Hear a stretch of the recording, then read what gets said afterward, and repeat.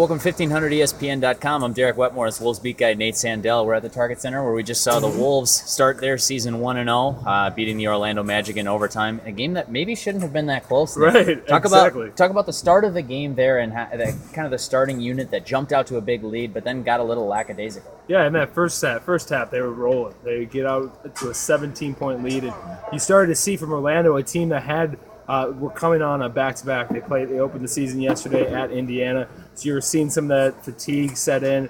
Wolves jump out on them, but to Orlando's credit, they storm back in the second half where Wolves get a little lackadaisical with their play. And Rick Adelman, we were all at the pregame when Rick Adelman said that he warned us that had been an issue in practice. We've seen it in the preseason, that these guys at some point, the starting lineup starts to get a little bit just lackadaisical with their play and gets too content with how they're playing, and they fall into slumps. But to their credit, again, they fight back and they win a game that they really couldn't afford to lose. Well, and I thought it was interesting in the third quarter where the starters were struggling. It seemed as though Orlando was making a big comeback and taking a run at the lead. And instead of benching those guys in favor of a second unit, Rick Adelman left the starters out there to kind of battle through it. Yeah, they have to do that. Right. You have to, at this point, find some chemistry. You have to establish that chemistry with that starting five, and they're starting to just get to that point. And obviously, it's the season opener. You're going to have to work out a lot of kinks, and especially with a team like this where there's so much movement that needs to still happen with this team, and chemistry-wise, for this team to be the playoff contender that everybody is hyping them up to be. Sure. Were you surprised?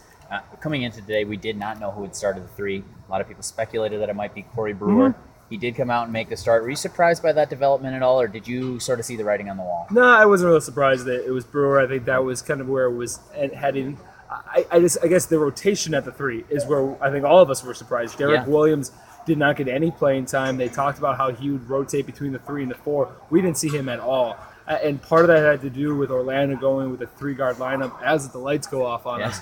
We'll just keep it going, though. We'll just keep rolling. Here we go. But as they lose that, they have a 3-guard lineup from Orlando. But Derek Williams really didn't have a role in that. But at the same time, still surprised that he didn't see the court. Sure. Well, and some people thought maybe at first that, is there an injury to Derek Williams? But I think you're right. I think it's because, as Rick Adelman talked about before the game, sometimes Orlando will go with just that 3-guard lineup. And then they're so small, it doesn't make any sense to run Derek Williams out there because he's big and he can guard 3, he can guard 4. But if you're playing basically a 2 at the 3, it becomes difficult for Derek Williams, who's not as quick as some of those guys, to defend those. So I think I'm assuming anyway, why he didn't see the floor tonight. He looked like he was having fun on the bench, though. A lot of high fives, lots of high fives going on. Silver linings all around tonight. That was the theme at Target Center, when the Wolves very easily could have lost this game to an opponent that they were clearly better than.